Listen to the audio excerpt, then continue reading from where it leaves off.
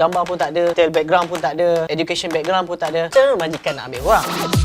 Hari ini saya nak tunjukkan bagaimana anda nak register akaun MauKerja. Step yang pertama, pergi ke www.MauKerja.my. Jika anda pengguna baru, pastikan anda login atau tekan daftar di bahagian kanan atas dan akan keluar 3 option bagaimana anda nak register. Yang pertama melalui Facebook, nombor telefon bimbit dan juga email. Jika anda ingin register melalui Facebook, just tekan klik je di Facebook dan serang login seperti biasa. Register melalui nombor telefon bimbit, pastikan anda masukkan nombor telefon bimbit yang tepat dan pastikan tekan sila hantar kod SMS kepada saya. Bukan saya, tapi kepada anda, dan anda akan dapat mesej 4 digit kod dan masukkan ke dalam 4 kotak. Selepas itu, register seperti biasa. Ingin register melalui email, pastikan anda masukkan email yang tepat juga. Ini kerana anda akan dapat confirmation link di dalam email korang. Mudah bukan untuk register? Yang paling penting, anda perlu isi profil anda secara keseluruhan. Gambar pun tak ada, detail background pun tak ada, education background pun tak ada. Cara majikan nak ambil orang. Itu saja perkongsian saya di Kongsi Pagi, dan jangan lupa share dan like video ni, dan jumpa lagi. Assalamualaikum.